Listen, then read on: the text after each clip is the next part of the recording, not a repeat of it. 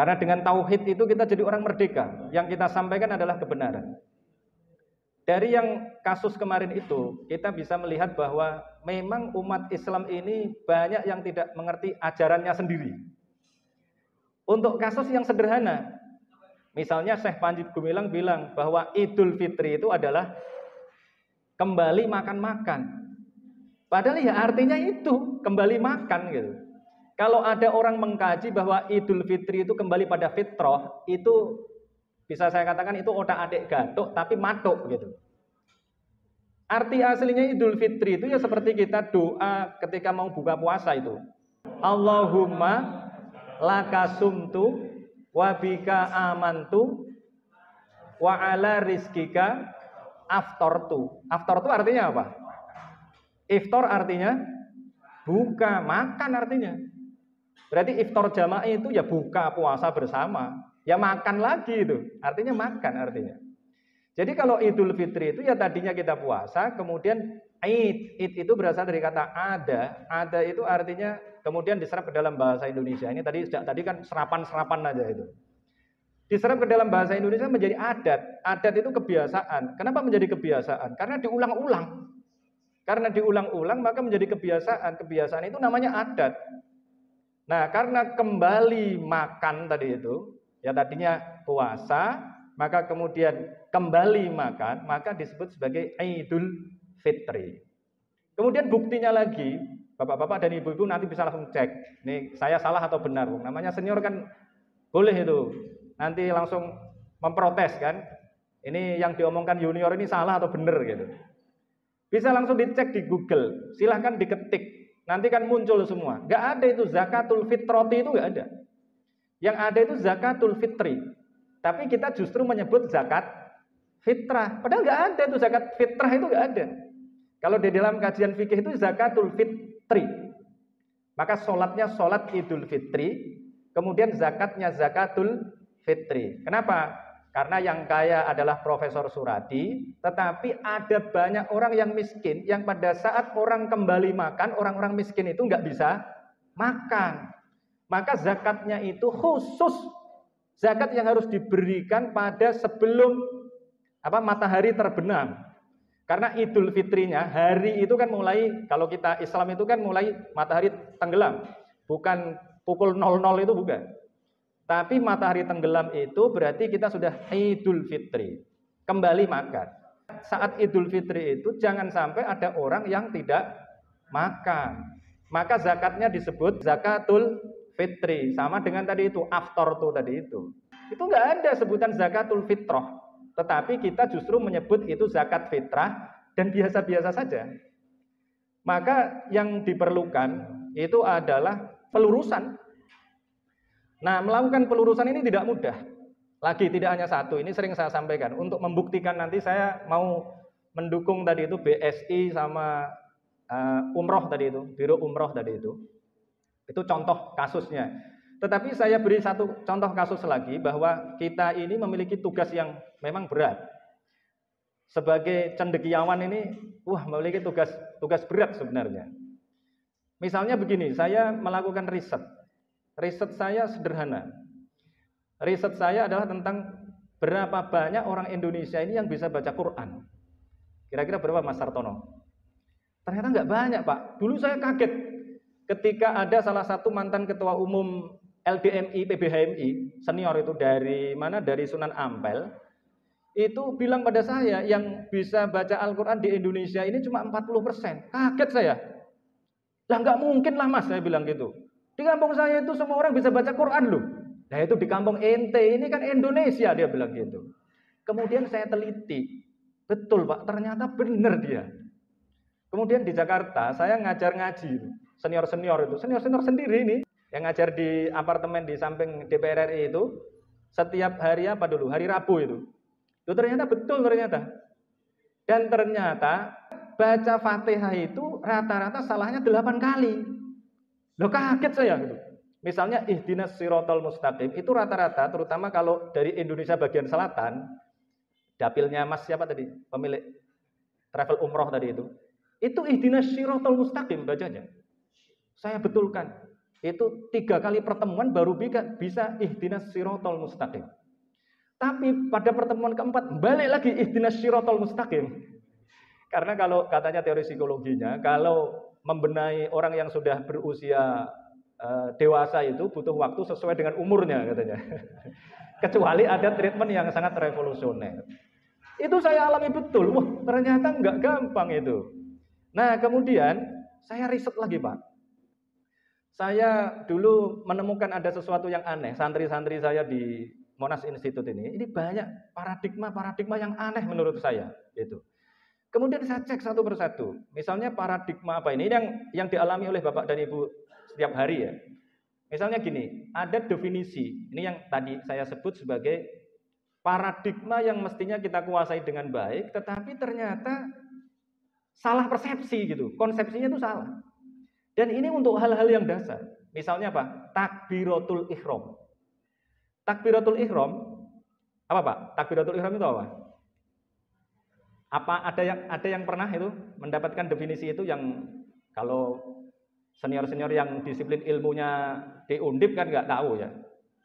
Tetapi ternyata saya kaget itu ketika saya mengecek itu ke alumni-alumni pesantren, ternyata definisinya, ini mohon maaf saya katakan ekstrim ini, bukan bermaksud apa-apa, 100% salah.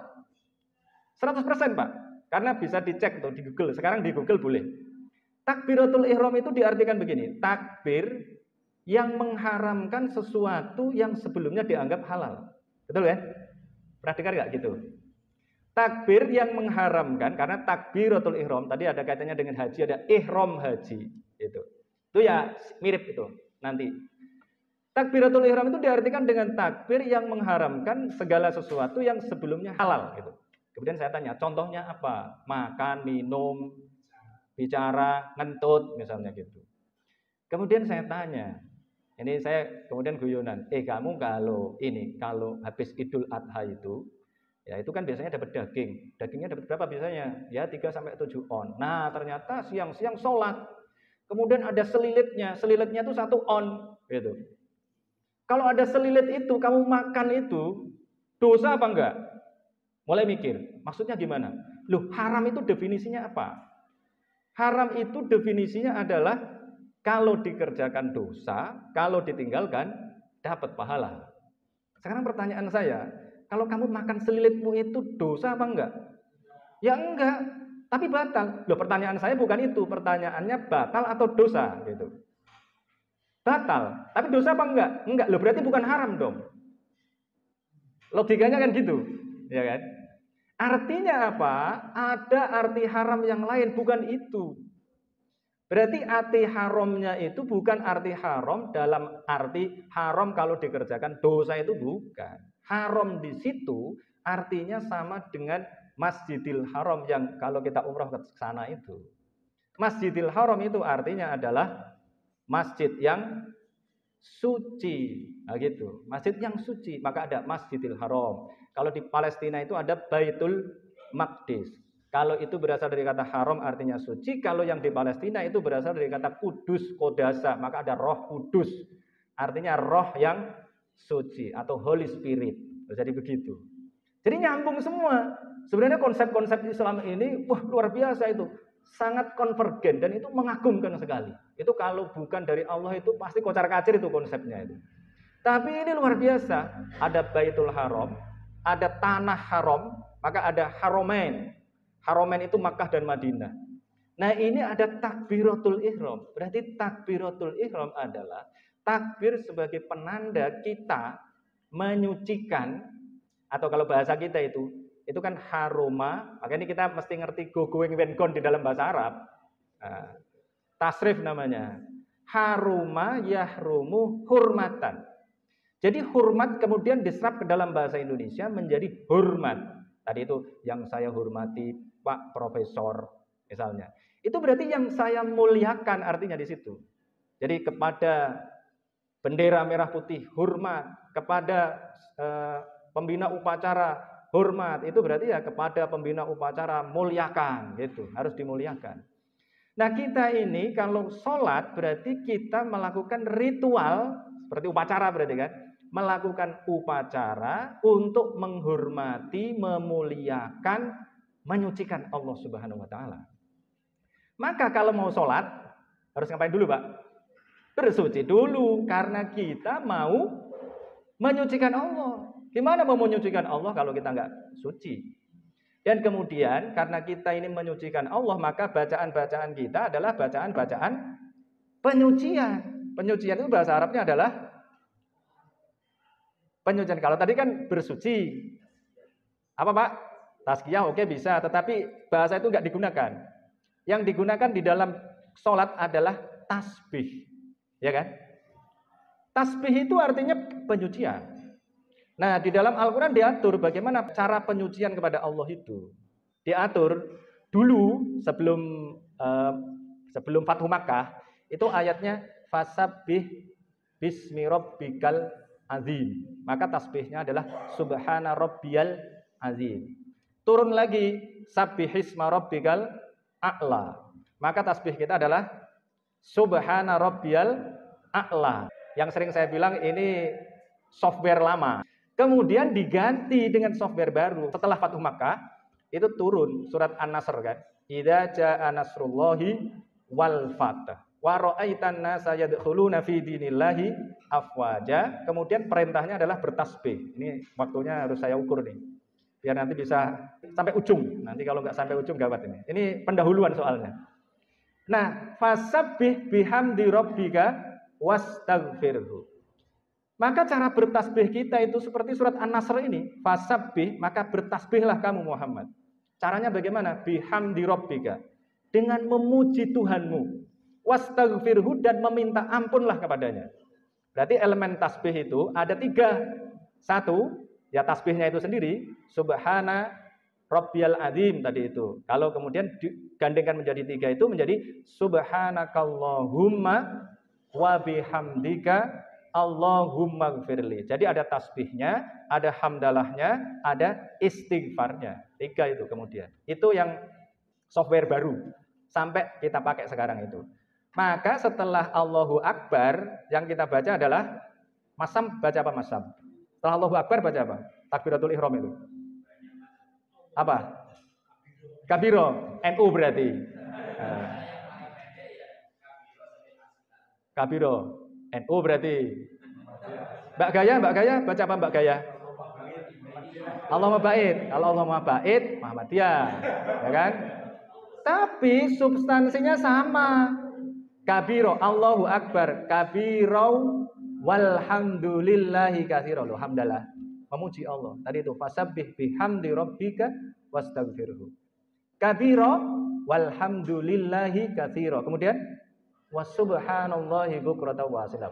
Seterusnya silakan dibaca sendiri. Tapi substansinya itu. Kalau Muhammadiyah dibaca adalah Allahumma ba'id baini wa baina khotoyaya kama ba'adta bainal masyriqi wal maghrib. Itu substansinya adalah istighfar. Itu kira-kira beginilah, ini dosa ini misalnya. Ini dosa nempel di saya. Kemudian kita berdoa, Allahumma ba'id, ya Allah, jauhkanlah antara aku dengan dosa-dosaku itu sebagaimana engkau menjauhkan antara timur dengan barat. Ini dosa saya, dijauhkan dari saya, timur dan barat. Bersih enggak? Bersih. Berarti itu kita memohon ampun pada Allah agar kita dibebaskan dari dosa-dosa. Setelah baca iftitah, baca hamdalah, baca Al-Fatihah. Al-Fatihah ayat pertamanya adalah, kalau saya alhamdulillahirabbil alamin atau bismillahirrahmanirrahim juga enggak apa-apa. Tapi mau bismillahirrahmanirrahim atau alhamdulillahirabbil alamin, tetap saja itu adalah pujian pada Allah. Nah, gitu kan?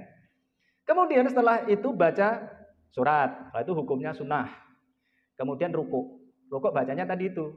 Kalau NU bacanya subhana rabbiyal azim. Lagi subhana rabbiyal azimi wa bihamdi. Kalau Muhammadiyah bacanya subhanakallahumma wa bihamdika Allahumma gfirli. Tadinya bangun dari ruku itu tetap Allahu Akbar.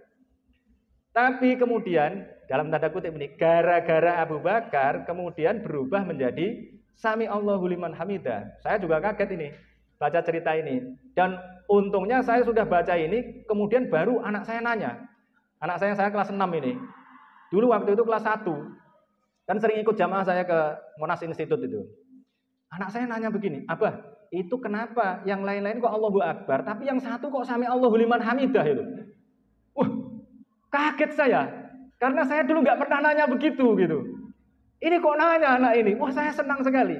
Saya jelaskan dulu ceritanya. Abu Bakar itu kan bisnismen. Dia sibuk. Kemudian pada suatu ketika, walaupun biasanya itu jamaahnya tepat waktu, dia terlambat. Nah, ketika masuk pintu, Nabi Muhammad sudah ruku. Dia senang sekali karena belum ketinggalan jauh gitu. Dia bilang, Alhamdulillah gitu. Maka kemudian seperti tadi dibilang Prof. Surati tadi itu, malaikat Jibril datang. Kemudian bilang, Mas Muhammad, itu di belakang sahabatmu lagi datang tuh, baru datang. Dia senang sekali, kira-kira begitu. Belum ketinggalan jauh. Dia bilang, Alhamdulillahirabbil alamin. Maka bilanglah, sambut dia dengan sami Allahu liman hamidah. Allah mendengar orang yang memujinya. Yang memujinya adalah Abu Bakar. Maka tadi saya sebut dalam tanda kutip gara-gara Abu Bakar tadi itu yang tadinya Allahu Akbar jadi sami Allahu liman hamidah. Kemudian setelah itu baca apa lagi? Sami Allahu liman hamidah. Rabbana walakal hamdu. Pujian lagi. Turun. Subhanakallahumma wa bihamdika Allahumma gfirli. Allahu Akbar bacanya apa Pak? Rabbi gfirli warhamni wajburni warfa'ni warzuqni wahdini wa'afini wa'fu anni. Itu substansinya juga sama. Malah ada permintaan-permintaan yang lain. Nah, tetapi tadi itu, nah ini silahkan nanti kalau mau di riset oleh Mas Sartono silahkan. Tapi kira-kira apa yang saya katakan tadi itu benar atau enggak itu? Yang tadi itu. Dan bisa dicek itu di Google. Definisinya begitu. Nah, ini kan perlu direkonstruksi. Nah, tadi ini bagaimana kita mau mendapatkan inspirasi dari Al-Quran kalau perspektif-perspektifnya ini ternyata terdistorsi. Lagi misalnya yang berkaitan dengan ekonomi ini kan kerjasama dengan bank syariah tadi itu. Kemarin saya sampaikan di Hibka Kahminya Bang Ferry itu, memahami watazawwadu fa inna khairaz zadit taqwa. Ini kaitannya dengan jamaah haji. Jamaah haji dulu itu ceritanya dari Yaman mau pergi ke Mekah itu kepedean. Mereka bilang begini, berpandangan begini, kami ini tamu Allah. Karena tamu Allah, maka kami pasti akan diurus oleh Allah. Maka nggak perlu bawa bekal. Maka kemudian mereka jalan aja ke Mekah. Ternyata di jalan mereka kehausan, kelaparan, dan akhirnya harus minta-minta kepada orang yang di pinggir-pinggir jalan. Itu kemudian ditegur oleh Allah. Ditegur Allah dengan tadi watazawwadu fa inna khairaz zadit taqwa. Kalau kalian mau haji itu bawa bekal. Karena sebaik-baik bekal adalah takwa. Nah, sekarang diartikan bahwa takwa adalah sebaik-baik bekal. Padahal mestinya sebaik-baik bekalnya apa, Pak? Pak Bos Umroh. Sebaik-baik bekalnya apa, Pak? Sebaik-baik bekalnya ya duit kalau sekarang. Ya dari dulu ya. Kalau punya uang, maka kita akan terhindar dari perbuatan meminta-minta. Perbuatan meminta-minta itu menciderai ketakwaan. Kalau kita punya uang, kita akan menjadi orang bertakwa karena nggak meminta-minta gitu. Itu artinya begitu. Tapi kemudian sekarang diartikan takwa adalah sebaik-baik bekal. Seolah-olah itu benar. Dan kemudian seolah-olah dijadikan sebagai alat legitimasi bahwa orang Islam itu miskin nggak apa-apa, yang penting takwa gitu. Padahal justru ayat ini menyuruh kita kaya agar bisa haji gitu. Nah, terus ayat takwa, lu takwa kan penting. Iya, tapi ayatnya bukan itu. Ayatnya adalah ya ayyuhan nasu taqu rabbakum. Banyak sekali ayat tentang takwa itu. Selain itu, kalau ayat yang lain itu tentang takwa. Kalau ayat yang ini adalah perintah kepada kita untuk kaya, untuk punya uang. Nah, kalau sudah punya uang tadi itu bisa haji dengan tenang. Kalau haji sekarang paling tenang bawa apa, Bu? Bu Ida. Kalau umrah paling tenang bawa apa? Bawa plastik kan? Bawa plastik kan? Coba bawa soto itu. Kan susah bawanya kan? Tapi kalau bawa plastik itu tenang. Tinggal gesek aja ya kan? Kalau gitu. Itu watazawwadu namanya. Lagi Pak, misalnya, apalagi ini? Biar kita bisa mentransformasikan ini ajaran-ajaran Al-Quran. Di dalam Al-Quran ada ayat, tidaklah kami mengutus seorang rasul kecuali dia itu pasti makan makanan dan dia jalan di pasar. Tetapi Rasulullah mengatakan gimana? Sebaik-baik tempat adalah masjid dan seburuk-buruk tempat adalah pasar. Ayo, ada nggak yang berani mengatakan jangan pergi ke pasar? Nah ini Pak JK punya problem memahami hadis ini. Kemarin saya waktu di rumah Pak JK, sebenarnya saya diundang. Sebenarnya saya mau menyampaikan ini, cuma saya udah terlanjur aja janji yang lain. Karena Pak JK tanya cara memahami hadis ini gimana gitu. Ini yang menurut dia menyebabkan umat Islam ini jadi miskin. Karena fokusnya cuma masjid aja, tetapi pasarnya nggak diurus. Padahal konteksnya pada saat itu, Rasulullah ini kan semua pakai konteks kan. Konteksnya adalah Rasulullah pada saat itu bersabda, pada saat pasar, jadi pasar itu dulu adalah tempat untuk satu, mereka itu kalau habis dagang itu perginya ke pasar, kemudian menunjukkan hasilnya, kemudian mereka berjudi, kemudian mereka pokoknya menunjukkan hasil-hasilnya tadi itu, berbangga-bangga dengan hartanya. Nah, kemudian diganti oleh Rasulullah, Jumat itu di masjid. Tapi kemudian dipahami bahwa pasar ini seburuk-buruk tempat selamanya, nggak ada konteksnya gitu. Nah, padahal Rasulullah ketika hijrah ke Madinah juga yang pertama kali dibangun adalah masjid, kemudian Nabi membangun pasar. Nah, ini dia masalahnya gitu. Ini yang menyebabkan kita ini sulit melakukan transformasi itu. Dan akhirnya kita kalah. Apalagi ya, contohnya sebenarnya banyak, cuma nanti agak sensitif juga misalnya. Misalnya bunga bank ya. Bunga bank itu kan pembahasan sudah sejak dulu sebenarnya. Nah ini kan kasusnya juga beda. Kasusnya jauh sekali perbedaannya. Kebalik. Kalau dulu itu, yang ngutangi itu misalnya siapa? Elit-elit Mekah itu. Orang yang kaya-kaya, ngutangi orang-orang miskin. Ya kira-kira Pak Surati, orang kaya raya, ngutangi junior HMI. Kemudian Pak Surati minta, kamu kalau mau LK1 saya utangi, tapi balikin 2 kali lipat. Gitu. Itu yang disebut dengan riba. Riba itu, kata roba yarbu itu sudah digunakan sebelumnya. Sama dengan kata kafir sudah digunakan sebelumnya. Kata kafir digunakan sebelumnya artinya petani. Kafir itu artinya petani. Sebelum Islam datang, kafaro itu artinya adalah bertani. Kafir itu orang yang pekerjaannya petani. Kenapa? Karena petani itu kerjaannya itu menanam biji, dilubangi tanahnya, kemudian bijinya dimasukkan, kemudian ditutup. Menutup itu to cover. Bahasa Arabnya kafaro. Kafir artinya orang yang menutupi. Menutupi apa? Menutupi kebenaran. Di antaranya adalah informasi bahwa akan ada Rasul terakhir namanya Muhammad. Maka ahlul kitab itu disebut sebagai orang kafir. Nah seperti itu juga bank itu tadinya juga begitu. Yang ngutangi adalah elit-elit kaya, yang diutangi adalah orang-orang yang susah-susah, kemudian minta imbalan, minta riba tadi itu. Riba itu artinya, makanya nih Pak, coba kenapa namanya kok bunga? Bunga itu apa? Jangan sampai nggak tahu Pak, orang bank. Saya kan bikin sekolah tinggi ekonomi dan perbankan Islam sama Pak Fatwa. Kenapa kok disebut dengan bunga ya? Gitu. Oh, bunga itu artinya kembang. Robayar bu itu artinya berkembang, ya kan Pak? Nah, berkembang tadi itu kemudian jadi kembang itu tadi itu. Maka kemudian diartikan bunga, berbunga. Nah, selisihnya itulah yang disebut dengan robayar bu riban. Riban itu artinya kembang, berkembang. Karena tadinya ngutangi cuma 10.000, minta kembali 15.000. Tapi yang ngutangi adalah orang kaya, yang diutangi adalah orang miskin. Nah sekarang kan kebalik. Tadi itu DP 10 juta, ya kan? 10 juta duitnya masuk kemana Pak? Ke bank kan? Terus yang pakai siapa sekarang?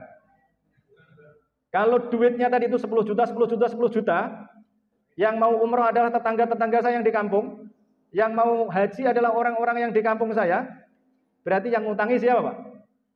Yang ngutangi adalah orang miskin, yang utang adalah orang kaya.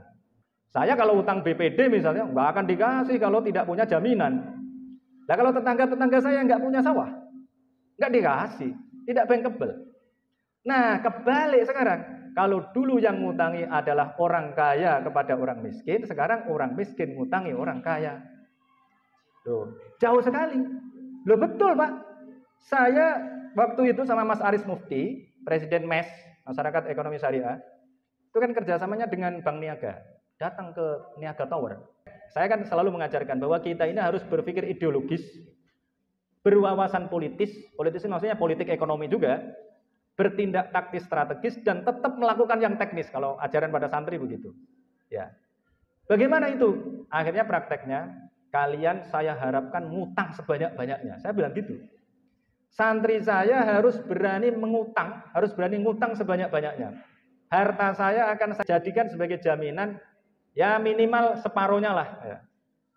Separuh Pak saya jadikan sebagai jaminan, agar mereka ngutang di BPD Jateng. BPD Syariah. Gitu. Betul tuh. Kenapa? Kalau nggak gitu ya mereka miskin terus. Anak-anak HMI itu kalau nggak kita gituin kan miskin terus. Gitu.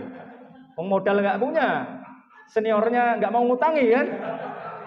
Gimana caranya? Ya caranya begitu. Akhirnya beli kambing, beli sapi, gitu. Bikin itu yang nanti mau saya bikin dengan Pak Umar itu ya caranya begitu. Ya utang ke BPD Syariah itu.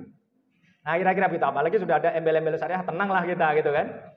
Nah ini transformasi ini kan tema ini luas banget ya. Tapi itu tadi contohnya. Transformasi begini nih Pak, yang berani itu kita.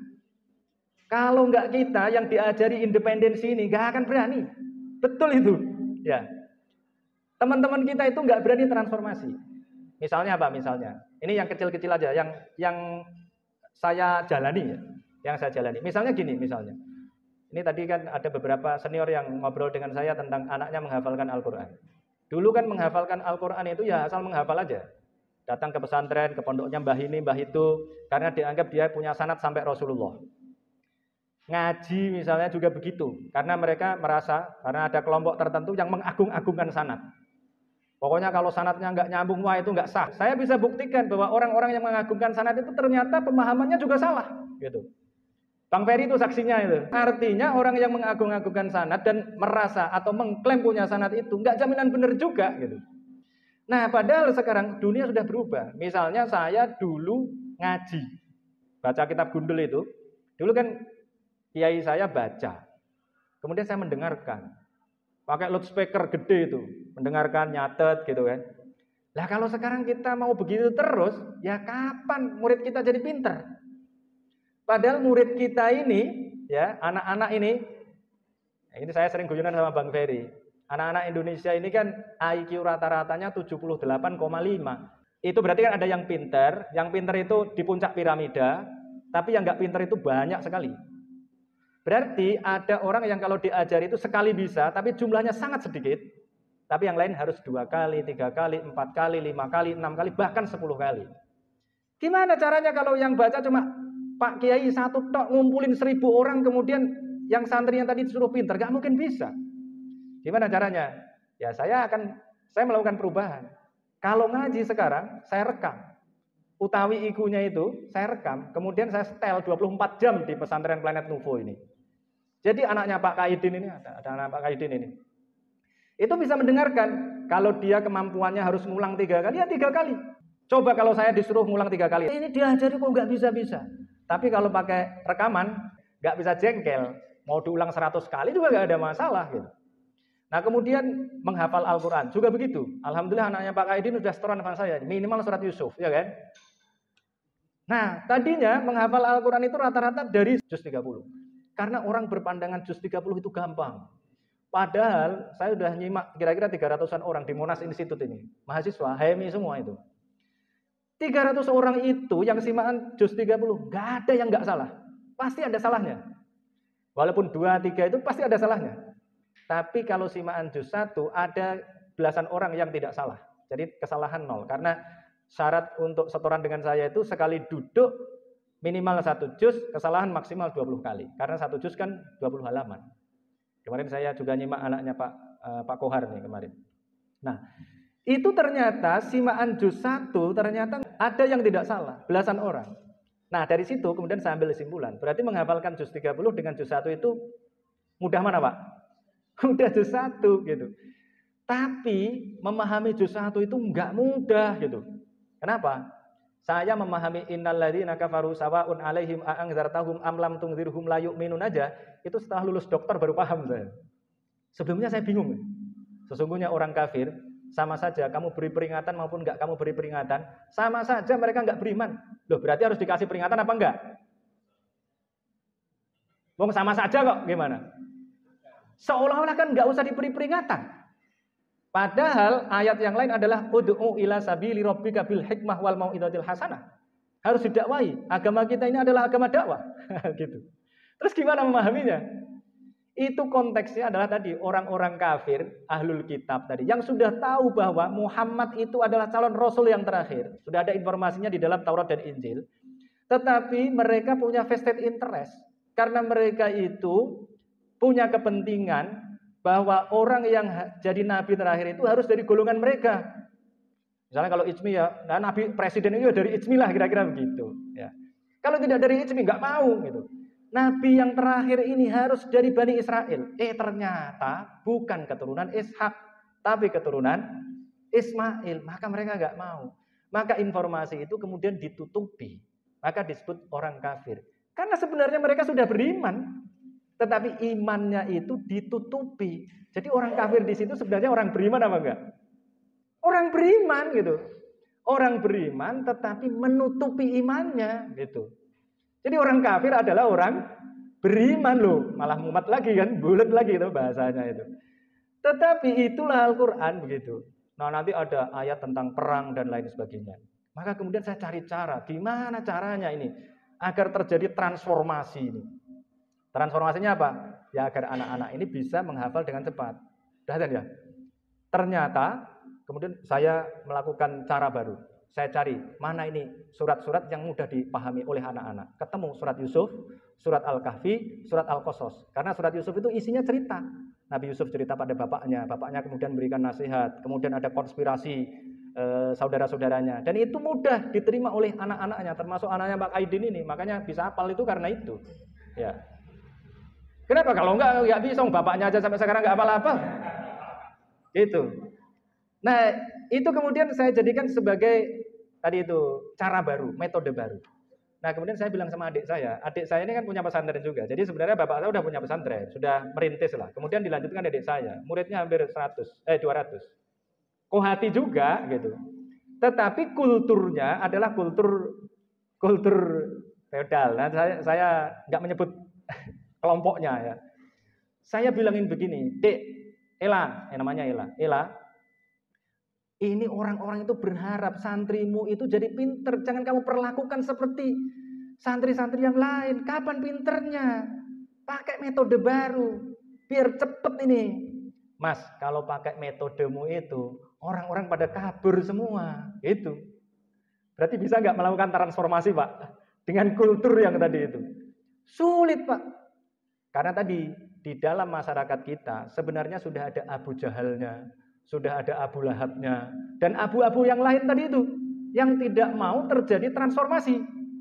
Kita ini kira-kira kan ilmuwan profetik, kira-kira gitu kan. Sama dengan Nabi Muhammad itu yang mau melakukan transformasi. Tapi ada orang-orang yang sudah memiliki kenikmatan, ada status quo di situ. Misalnya melakukan ritual tertentu, pulang bawa amplop, bawa berkat misalnya. Itu kalau kita hilangkan ya bahaya gitu. Mereka tidak mendapatkan keuntungan lagi. Nah, ini adalah tantangan kita ya untuk karena sudah habis ini. Ya sudahlah, nanti kita lanjutkan di waktu yang lain. Tetapi dari tadi itu saya bisa mendapatkan pelajaran bahwa memang transformasi ini penting, tetapi tadi ternyata masih banyak persoalan, di antaranya adalah tingkat literasi umat Islam yang sangat rendah. Nah, kalau kita mau melakukan transformasi ya kita harus lebih kencang lagi melakukan pendidikan pada umat kita itu. Kalau mau ditambahin dikit tentang haji juga misalnya, Bapak-bapak dan ibu-ibu, itu kan ada ayat ini, Innas sofa wal marwata min sya'airillah. Faman hajjal baita aw ya'tamara fala junaha alaihi ayyat tawafa bihima. Ya Pak Waka, silakan. Ayatnya begini ayatnya. Sesungguhnya Sofa dan Marwah adalah di antara tanda-tanda kebesaran Allah. Nah, ini yang yang agak rancu ini kalau kita pahami sekarang. Barang siapa berhaji atau umroh, maka tidak dosa kalau bersa'i antara Safa dan Marwah. Gimana itu teksnya kok? Sesungguhnya Safa dan Marwah adalah di antara tanda-tanda kebesaran Allah. Barang siapa yang haji atau umroh, maka dia tidak dosa. Kalau tidak dosa itu berarti lebih baik ditinggalkan atau dilakukan, Pak? Lebih baik diapakan, Pak? Kalau kamu mau pulang, nggak dosa. Ini loh, ini masih ada pengajian ini, nggak dosa kok pulang. Berarti lebih baik pulang atau lebih baik di sini, Pak? Lebih baik di sini. Tidak dosa kalau kamu tawaf. Berarti lebih baik seolah-olah tidak melakukan. Padahal sa'i antara Safa dan Marwah hukumnya rukun, tidak hanya wajib. Kalau wajib bisa diganti dengan dam. Tapi kalau rukun batal gitu. Tapi kok teksnya begitu? Ini jangankan kita, Pak. Sahabat aja bingung itu terhadap ayat ini. Kemudian dia nanya pada Ibu Aisyah. Ibu Aisyah, ini ayatnya kok begini? Padahal kan sa'i antara Safa dan Marwah itu rukun gitu. Oh iya, dulu antara Safa dan Marwah itu banyak patungnya. Kalau digambarkan di Leslie Hazilton itu ada 360 patung. 360 itu kayak lingkaran. Lingkaran kan 360 derajat gitu.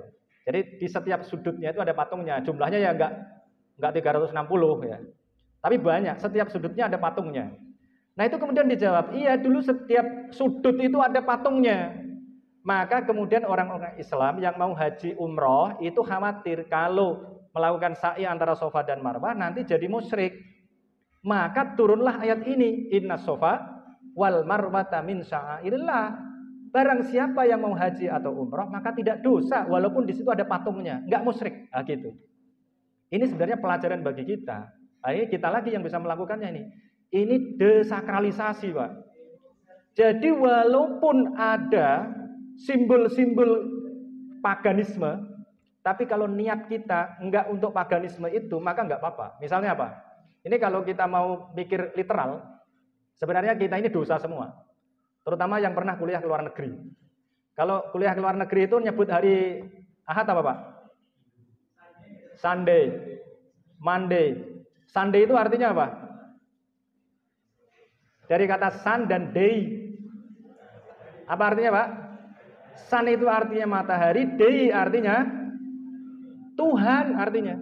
Day. Monday, Monday itu moon artinya bulan, dewi bulan dan seterusnya itu nama-nama dewa semua gitu. Tetapi apakah kita mengatakan Sunday Monday itu kita berniat mendewakan itu? Enggak, lo gitu. Ya. Maka kemudian ini gambar misalnya. Ini kita ketinggalan dalam konteks apa? Seni arsitektur dan lain sebagainya. Kenapa? Karena orang masih dibayang-bayangi dengan wah, gambar itu haram misalnya. Padahal konteksnya itu sama. Sehingga kita ketinggalan. Orang sudah gambar macam-macam, kita masih berdebat menggambar itu haram atau enggak, lo gitu. Karena ada hadis, orang yang gambar itu dosa, kira-kira begitu. Nanti disuruh ngasih nyawanya gitu. Nah, padahal sebenarnya itu hadis-hadis yang punya konteks. Nah, kalau kita kontekstualisasikan, seperti kita mengkontekstualisasikan tadi ayat-ayat, hadis-hadis tadi itu, ya pasti akan mendapatkan pemahaman-pemahaman yang inspiratif, kemudian bisa kita transformasikan sesuai dengan bidang keilmuan kita untuk melakukan pembangunan, gitu kan. Nah, kalau begitu, wah ya kita canggih sekali. Tapi sekali lagi, yang berani itu kita, Pak. Jadi yang kita harapkan siapa? Ya kita sendiri gitu. Betul itu, saya mengalami. Dan kalau melakukan ini pasti nanti risikonya, kita ditembaki banyak orang. Ini kok begini, kok begini, kok begini. Saya alami itu. Saya bikin Planet Nuvo ini enggak saya kasih pagar. Kenapa? Saya sudah duga kalau saya bikin sesuatu yang beda, pasti orang akan mengatakan wah ini sesat ini, gitu. Maka kemudian enggak saya kasih pagar. Memang enggak ada duitnya juga, gitu. Enggak saya kasih pagar. Jadi kalau ada orang ngomong, loh silahkan aja datang, masuk aja, enggak ada pagernya, saya bilang gitu. Akhirnya orang kemudian jadi tahu, oh iya ya ternyata enggak ada yang sesat-sesat ternyata. Orang di tempat saya itu, kalau saya pulang lupa nggak pakai kunut, itu jamaah pulang sholat subuh lagi itu. Tempat saya itu. Betul itu. Ibu saya itu kalau dulu ketika masih hidup itu selalu bilang kalau saya mau imam sholat itu, jangan lupa ya kunut ya, jangan lupa kunut. Selalu begitu. Gitu. Padahal bagi kita itu kan udah selesai, mau kunut itu nggak ada masalahnya. Cuma kadang-kadang tadi itu ini menjadi masalah karena dipolitisasi. Teman-temannya Pak Ferry Wawan ini kira-kira. Ya teman-teman saya juga, nanti nggak hanya Pak Ferry Wawan. Ini memanfaatkan waktu sebelum adzan. Jadi kira-kira begitu. Jadi kalau kita melakukan transformasi tadi itu, ya pasti akan canggih. Tapi resikonya tadi. Tapi saya kira resiko itu nggak masalah lah bagi Pak Profesor Suradi di sini dan teman-teman. Insya Allah. Jadi kita ya insya Allah bisa lah melakukan transformasi itu. Terutama dalam aspek apa ini? Aspek ekonomi, ya kemudian nanti ada Pak Ferry udah datang nih ya. Transformasinya itu juga melalui aspek politik. Karena politik ini adalah sarana yang sangat efektif dan efisien untuk mentransformasikan ajaran-ajaran agama Islam. Saya sering mengatakan, kita ini buang air besar menghadap ke timur, selatan, barat, itu ditentukan atau bisa ditentukan oleh politik. Tinggal Pak Ferry mau bikin perda tentang buang air besar atau enggak gitu aja. Kalau dibikin ya selesai itu. Kita bisa dibikin itu buang air besar harus menghadap ke timur atau barat gitu. Atau bikin karena ini santri HMI dibikin buang air besar rumah kantor itu harus punya toilet yang toiletnya itu menghadap ke utara atau selatan. Kalau enggak dibongkar begitu. Itu kalau politik. Saya kira itu ya yang bisa saya sampaikan. Jika ada kekurangan saya mohon maaf. Wabillahi taufiq wal hidayah. Wassalamualaikum warahmatullahi wabarakatuh.